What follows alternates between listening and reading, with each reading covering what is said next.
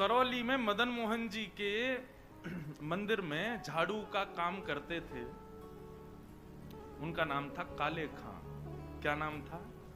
काले खां। काले खां बड़े प्रसिद्ध हैं, मैंने उनका चरित्र पढ़ा भी है, श्री काले खां जी का। काले खां जी के नाम से आज भी मदन मोहन जी की आरती होती है, तो ऐसा होता ही नहीं कि काले खां को प्रणाम नहीं करते। देखो कितनी बड़ी बात, हमारे हिंदुओं के इष्ट ठाकुर जी हैं और उनकी आरती होती है, तो आरती में एक विजातीय व्यक्ति का स्मरण किया जाता है, तब आरती संपन्न होती है। श्री मदन मोहन लाल जी तो काले खां जो थे वो झाड़ू का काम करते थे मंदिर में। अपना घर चलाने के लिए उन्होंने ये कार्य स्वीकार किया। परंतु देखो यहां बहुत सारी बातें इसी कथा में सिद्ध हो जाएंगी।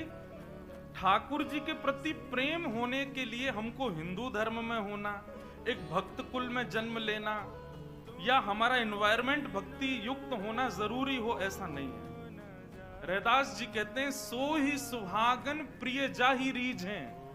भक्ति वो ही कर सकता है जिससे ठाकुर जी रीझे हों। इसलिए अपने लिए ताली बजा लेना कि हम लोग कथा सुन रहे हैं, तो इसका मतलब ठाकुर जी हमसे रीझे। आप अपनी इच्छा से सुन ही नहीं सकते, मैं अपनी इच्छा से सुना ही नहीं सकता। यदि मैं बिहारी जी जा रहा हूं, मैं कथा में आ रहा हूं, मैं वृंदावन जा रहा हूं, तो इसका मतलब ये बात निश्चित है कि ठाकुर जी मुझसे प्रीति करते हैं, इसीलिए संभव है। वो नाराज हो जाएं तो हमारी मजाल क्या जो हम अपने बिस्तर से उठ के और कहीं नहा धो करके बिहारी जी भी चले जाएं? नहीं जा सकते। वो अपनी महफिल में हमको दाखिल कर लेते हैं, अपनी आंखों के आगे हमको खड़ा कर लेते हैं, इसका मतलब वो भी हमको देखना चाहते हैं, इसीलिए। तो काले खां एक विजातीय व्यक्ति, हिंदू भी नहीं था, केवल अपने घर को चलाने के लिए झाड़ू का काम करता था मंदिर के पास। इसी बहाने उसको कभी कभी मदन मोहन जी दिख जाते थे। अब देखते देखते झाड़ू लगाते लगाते अब उसकी आदत में आ गया कि अब वो बिना श्याम सुंदर को देखे रह नहीं पाता। रोज मंदिर में जाता, झाड़ू लगाता और पीछे सीढ़ियों पे ही खड़ा हो जाता। अंदर तो जाने की उसको अनुमति नहीं थी, तो वहीं से भीड़ जब इधर उधर होती थी तो बीच में से थोड़ी सी झांकी श्री मदन मोहन जी की उसको दिख जाती थी। मानो उसको ऐसा लगता था उसका हृदय परम शीतल हो गया हो, परम आनंदित हो गया हो। धीरे धीरे भक्ति प्रस्फुटित होने लगी हृदय में। अब तो ये स्थिति हो गई कि मंगला में पहुंच जाता और शयन करा के ही घर आता था वापस। और इससे परिणाम ये हुआ कि पत्नी जो थी काले खां की वो बड़ी बरसती थी। परिवार के लोग उसको काफिर बोलते थे, बोले बताओ जन्मा हमारे कुल में, कभी खुदा को तो याद करता नहीं, वहां पत्थर पूजने चला जाता है, इस प्रकार की बातें बोलते। लेकिन उसको किसी से कोई फर्क नहीं पड़ता। वो तो और आनंदित हो गया जब उसकी पत्नी उसके बिल्कुल विपरीत होती चली गई, तो वो तो और खुश हो गया। बोले बढ़िया है, जो बीच में दोपहर में भोजन करने घर जाता था, अब उसका भी मन नहीं करता मेरा। क्यों? चिक चिक करेगी, लड़ेगी मुझसे, इससे बढ़िया मंदिर में पड़े रहो। अच्छा एक बात कहें, मैं अपनी कथा में कहा करता हूं, हमारे संबंधी यदि अनुकूल हों तो ये बिहारी जी की कृपा, लेकिन हमारे संबंधी यदि प्रतिकूल हों तो ये समझो बिहारी जी की डबल कृपा है। कथा में 3 प्रकार के लोग आते हैं। पहले इच्छुक, दूसरे आमंत्रित जिनको निमंत्रण आमंत्रण भेजा गया है, और तीसरे जो घर परिवार और संसार से दुखी हैं। 3 प्रकार के लोग कथा में आते हैं। यहाँ हो सकता है एक आध लोग ऐसे बैठे हो कोई घर जाएंगे तो क्या कुछ नहीं, सब लड़ेंगे झगड़ेंगे पीछे पड़े रहे, इससे बड़े कथा में ही बैठे रहो। तो मंदिर कथाओं में जाने वाले 3 प्रकार के लोग होते हैं, इच्छुक भक्त, आमंत्रित और दुखी दुखियारे बेचारे। तो काले खां को तो और अच्छा लगता, पत्नी बेचारी ऐसी विमुख हो गई कि अब तो वो पूरा दिन ही मंदिर में ही निकालता। लेकिन काले खां की व्यवहार धर्म में एक पीड़ा थी कि उनको कोई संतान नहीं थी। घर परिवार के लोग सब उसको बहुत डांटते थे, बोले अरे तू खुदा को भजा कर, वो तुझको संतान देंगे, वो तेरे को बेटा देंगे, तू किसको भजने चला जाता है, खुदा को पुकारता ही नहीं है, इसीलिए तो तेरे बालक नहीं हो रहा। अब तो रोज की इतनी चिकचिक हो गई कि काले खां एक दिन मंदिर गया, मदन मोहन जी का श्रृंगार दर्शन कर रहा था, दूर खड़े खड़े बोले, हे मदन मोहन लाल जी, मुझे पुत्र की कामना नहीं है, मुझे संतान की कामना नहीं है, पर आपकी भक्ति करने में, आपसे प्रेम करने में बाधा बनती है मेरे परिवार के लोगों की बातें, और वो बातें तभी खत्म होंगी जब मेरे घर एक पुत्र हो जाए। हे नाथ, मुझे पुत्र की कामना नहीं, मेरी कामना तो ये कि सब चुप हो जाएं और मैं आपकी भक्ति करता रहूं, इसके लिए आप मुझे एक पुत्र दे दो। और कृपा ऐसी हुई कि कहां परिवार के लोगों ने जब ज्यादा बोलना प्रारंभ किया, तभी खबर आई कि काले खां की पत्नी जो है वो गर्भवती। पहले तो आधे लोगों के मुंह बंद हो गए। काले खां भी सबको बोल देते, बोले तुम लोग कहते हो खुदा को भजो तभी बालक होगा, दो मेरे मदन मोहन लाल जी ने भेज दी संतान, अब देखना होगी। फिर ये हुई कि अब बेटी हुई तो समझेंगे कि इसके ठाकुर जी ने दी, बेटा हुआ तो समझेंगे हमारे खुदा ने दिया। बोले ऐसा नहीं, ये तो हमारे ठाकुर जी कृपा करेंगे, उन्हीं की कृपा से ही हो रहा है। और काले खां के यहां पर एक पुत्र ने जन्म लिया। जन्म लेते ही महाराज काले खां बड़ा खुश, इसलिए नहीं कि पुत्र हुआ, इसलिए कि अब सबके मुंह बंद हो गए, अब मुझसे कोई कुछ नहीं कहेगा, अब मैं निरंतर मदन मोहन लाल जी का खूब दर्शन किया करूंगा। लेकिन हमारे ठाकुर जी सीधी सीधी जीवन जिए कोई, इससे ठाकुर जी को आनंद नहीं आता। हमें बिहारी जी बड़े चतुर हैं, खुद टेढ़े हैं तो इसलिए भक्तों का भी जीवन टेढ़ा मेढ़ा ही कर देते हैं। ये बात आप सबने अनुभव की होगी। जीवन में अगर 10-15 दिन बड़े खुशी खुशी निकल जाएं तो चिंता और बन जाती है, अब पता नहीं क्या होने वाला है, 10 दिन से कुछ हुआ नहीं है मेरे साथ, निश्चित कुछ तो होगा। अब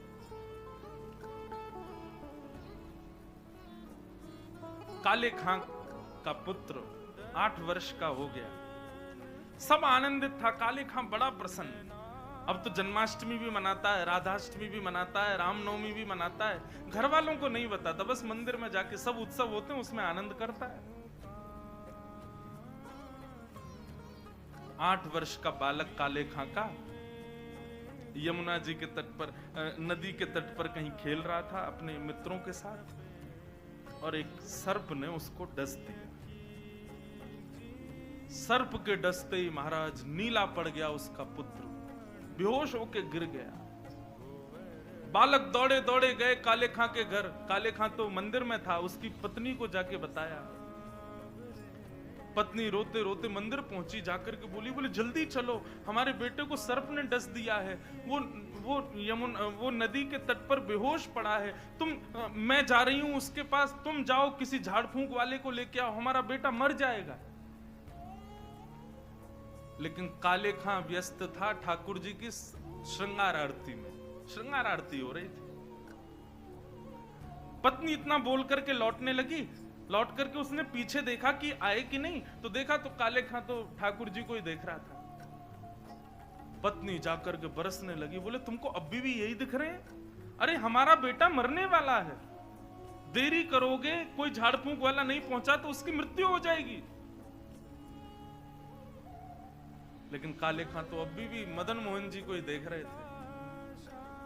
पत्नी ने कहा, यदि मेरे पुत्र को कुछ हो गया ना तो फिर देखना मैं क्या करती, तुम्हें और तुम्हारे इस मदन मोहन को दोनों को देखूंगी मैं।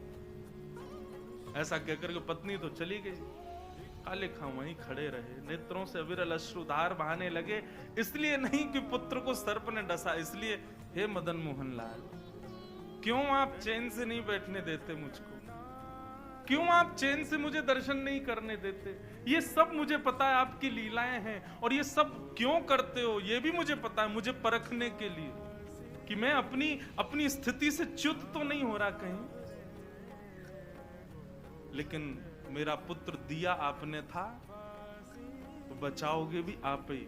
और पुनः कहूंगा, इसलिए नहीं कि मेरा पुत्र है, इसलिए कि मैं आपसे दूर ना हो जाऊं, बस मेरे पुत्र को बचाना। संध्या आरती के बाद जैसी कपाट बंद हुए, काले खां नदी के तट पर पहुंचा।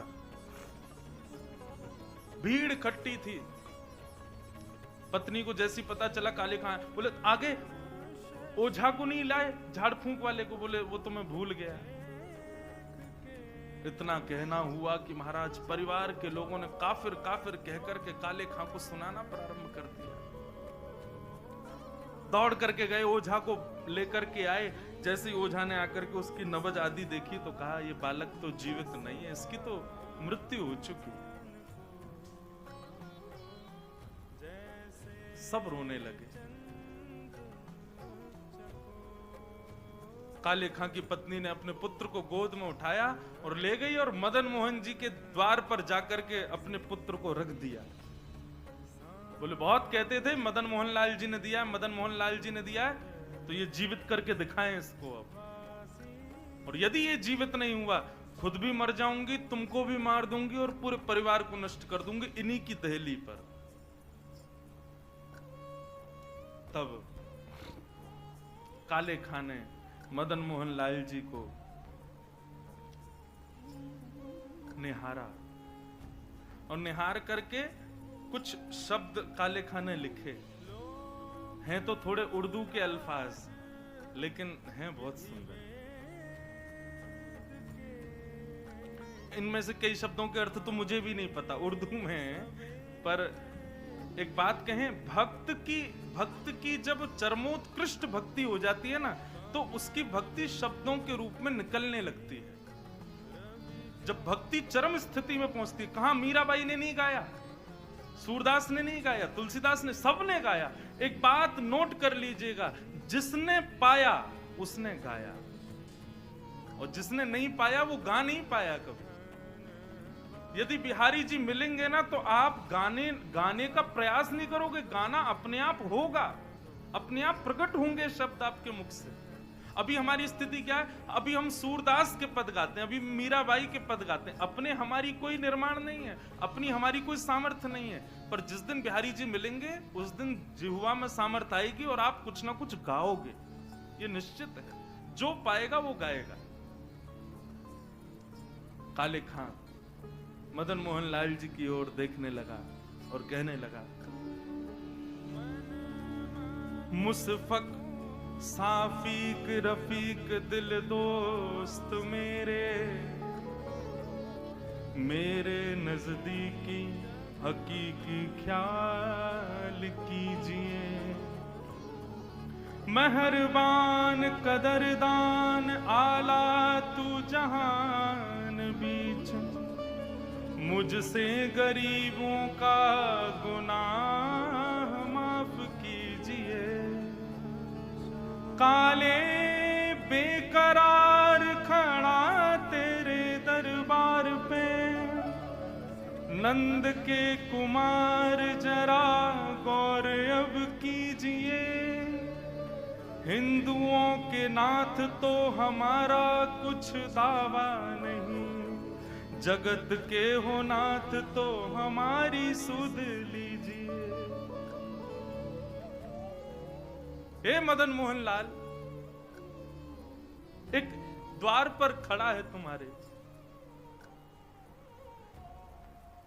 यदि तुम हिंदुओं के नाथ हो तो हम वापस चले जाएंगे, कोई कृपा मत करना। पर मैंने सुना है लोग आपको जगन्नाथ बुलाते हैं। जगत के हो नाथ, जगत के हो नाथ तो हमारी सुध लीजिए।